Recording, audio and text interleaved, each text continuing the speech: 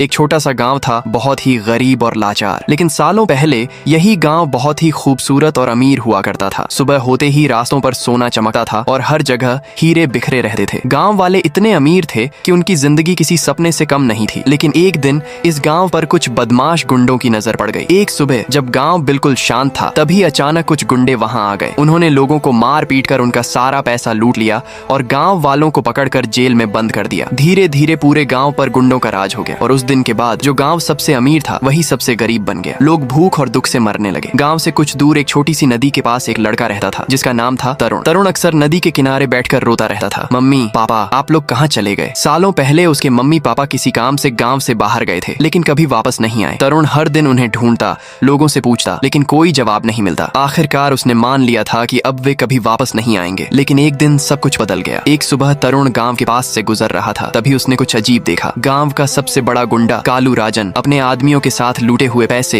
एक गुफा में छिपा रहा था। तरुण ये सब देखकर हैरान रह गया। इतना सारा पैसा! जैसे ही गुंडे वहां से चले गए, तरुण चुपचाप गुफा के अंदर गया। अंदर जाकर उसने देखा हर तरफ सोना ही सोना था। लेकिन तभी उसकी नजर एक कोने में पड़ी जहां बहुत सारे लोग जेल में बंद थे। जैसे ही तरुण पास गया, उसके होश उड़ गए। उनमें उसके मम्मी पापा भी थे। तरुण ने तुरंत उन्हें बाहर निकाला और पूछा, पापा आप यहाँ कैसे? उसके पापा रोते हुए बोले, बेटा ये सब उस कमीने कालू राजन का काम है। उसने हमें रास्ते में रोकर सब कुछ लूट लिया और यहाँ बंद कर दिया। ये सुनते ही तरुण का खून खौल उठा। उस कालू राजन की वजह से मैं इतने साल अकेला रहा, अब उसका अंत तय है। लेकिन तरुण को पता नहीं था कि कालू राजन सीसीटीवी से सब देख रहा था। उसने तुरंत अपने आदमियों को बुलाया और कहा, जो भी तरुण का सिर मेरे पास लाएगा मैं उसे अमीर बना दूंगा। सारे गुंडे खुशी से झूम उठे। तरुण ने सबसे पहले गांव वालों को आजाद किया और उनका पैसा वापस दिया। गांव वाले खुशी से रो पड़े। लेकिन तरुण का बदला अभी बाकी था। उसने अपने पिता से कहा, आज मैं कालू राजन से बदला लेने जा रहा हूँ। पूरा गांव चिल्ला उठा, बेटा हम सब तुम्हारे साथ हैं। तरुण अपने घोड़े पर बैठा और सीधा कालू राजन के महल की तरफ निकल गया। महल के बाहर हजारों गुंडे खड़े थे। उनमें से एक बोला, तू अकेला ही आ गया? तरुण मुस्कुराकर बोला, तुम जैसे कुत्तों के लिए मैं अकेला ही काफी हूँ। और फिर युद्ध शुरू हो गया। तरुण ने एक के बाद एक गुंडों को गिरा दिया। कुछ मारे गए, कुछ भाग गए। कुछ ही देर में वहाँ सिर्फ लाशें रह गईं। अंदर बैठा कालू राजन सोच रहा था कि तरुण मर चुका होगा। लेकिन तभी तरुण उसके सामने आ खड़ा हुआ। कालू राजन हैरान रह गया, तू जिंदा कैसे है? तरुण ने शांति से कहा, जब माँ बाप का साथ हो तो डर कैसा? कालू राजन जोर जोर से हंसने लगा